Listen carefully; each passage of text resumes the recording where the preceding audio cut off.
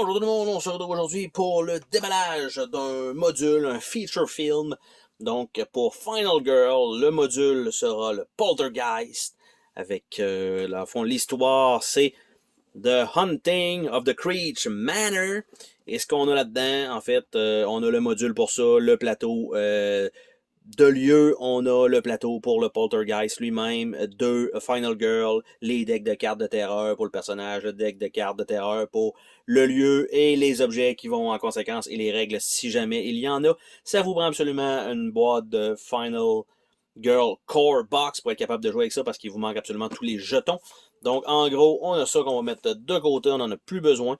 Donc on a deux personnages, on a ce personnage-ci dans le Creech Manor, et l'autre côté, on a le Poltergeist, et ce que ça donne, c'est que quand on ouvre la boîte, comme ça, avec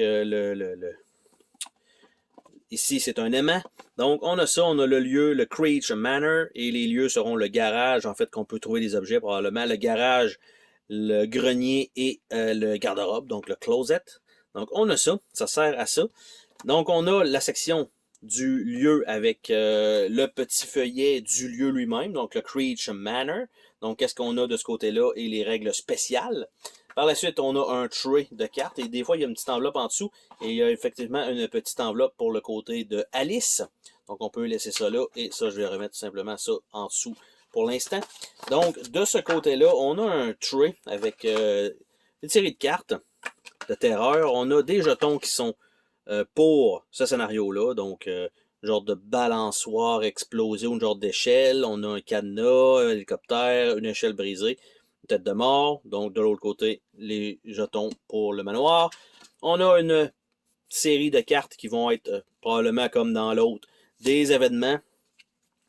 Des setups, ça c'est quand même bien. Les setups, ce que ça nous permet de faire, c'est d'avoir un effet aléatoire en début de partie. Donc, on a le Creep Show. Donc, ça nous indique le tueur est où, il y a combien de personnes qui peuvent être tuées dans chacun des emplacements. Et nous, on démarre où?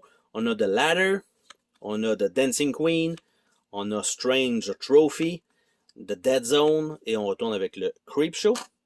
On a par la suite une liste d'objets, et il faut dire que les cartes ne sont pas qu'un fini tissé, c'est un fini normal. Donc on a les pilules mystérieuses qu'on a déjà vues dans un autre deck. On a un vieux pistolet qu'on a déjà vu dans un autre deck. On a un couteau qu'on a déjà vu dans un autre deck. Ça aussi on a déjà vu ça. Le Journey Drink, le pâte de lapin, le Lucky Dice, la carte, la flashlight. Le Ancient Text, je suis pas certain. Le crucifix, non, ça c'est nouveau. Candle, donc une petite chandelle. On a un shotgun dans celle-là. A list of things in the... OK.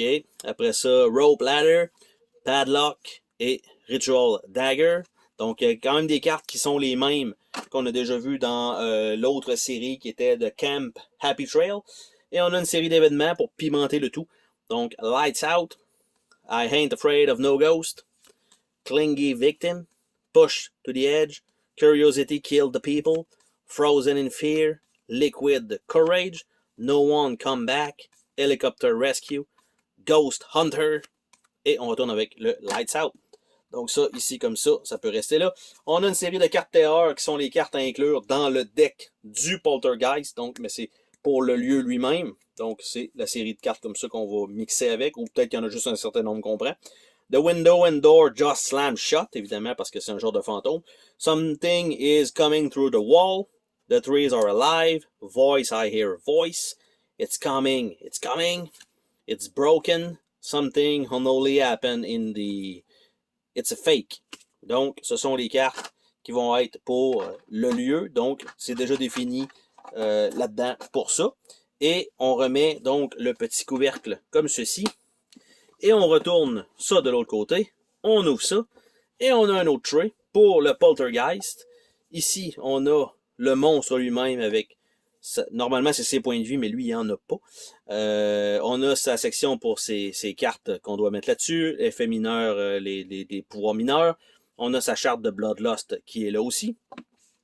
On a sa petite feuille pour les explications. Donc, le Poltergeist, qu'est-ce qu'il y a à l'intérieur et les règles spéciales. On voit qu'il y a quand même un peu de matériel. On va avoir une petite enveloppe en dessous pour... du côté de Selena, donc uniquement quand on va avoir réussi le scénario. Donc, on se spoilera pas la gueule. En dessous de ça, on a un deck de cartes. Et on a deux petites cartes supplémentaires des objets qu'on doit mettre quand on joue contre le Poltergeist, qui est Mr. Floppy et Caroline. Donc, on rajoute ça ici. Donc, on a ça. Je vais mettre d'ailleurs ça tout de suite en dessous là, parce que ça va retourner là-dedans. Donc, allez, retourne là-dedans. Voilà, ça c'est fait. Et on a le deck de cartes qui va contenir une coupe de trucs, dont les cartes terreurs du Poltergeist, qui sont donc Everything Was Flying Around, donc tout revole partout, 2 fois. Unstoppable Evil, The Shadows Are Closing In, 2 fois. The Ground Is Shaking, Did That Clown Just Move, Corporeal Form, Caroline, Where Are You, 2 fois. Nothing Is As It Seems, I Have to Kill You, It Told Me to Kill You. Where the Hell Did This Storm Come From, Psychic Confusion et Unseen Force. Donc, c'est les cartes pour le Poltergeist. On a, premier personnage, Selena. Et de l'autre côté, on a les bonus si jamais elle sauve des gens. On a les cartes ici de finale qui vont sur le Poltergeist, qui contiennent Relentless Assault, Nothing is Easy, She Will Soon Be Lost. Donc, on a ça qui s'ajoute, et ça rajoute aussi une diversité, parce que vous avez aussi également 4 cartes qui vont dans le bas, donc qui sont là. Donc, si vous faites un mix des 3 cartes en haut avec les cartes en bas, vous avez quand même un paquet de rejouabilité. Donc, une barrière invisible, Stiff Wind, Eternal Despair et Forgetting Something. Donc, on a ça. Et on a le dernier personnage qui est Alice, ici, avec son bonus. Donc, c'est 6 bonus si jamais elle sauve des gens. Donc, on s'entend que si vous faites, par exemple, cette version-là avec le même lieu, vous avez, bon, les setups différents. Donc, on y va avec un personnage qui serait Alice avec tous les setups disponibles et l'une des configurations de 3 finales et de 4 Dark Power. Donc, ça vous donne déjà la possibilité du Dark Power, donc le 3x4, pratiquement, vous avez 12 combinaisons possibles juste pour ça, qui est déjà énorme. 12 fois le nombre de setups, fois 2 pour chacun des personnages. Donc, dans une boîte, vous avez peut-être quoi? 30, quarantaine à peu près de parties que vous pouvez essayer de gagner. Donc, ça vous fait quand même déjà pas mal de stock. Et avec les petites boîtes comme ça aimantées, ça fait toujours bien. Donc, c'était le déballage de The Hunting of the Creech Manor. Donc, en fait, c'est le Poltergeist. Donc, sur ça, c'était la prochaine pour une autre vidéo. Salut tout le monde!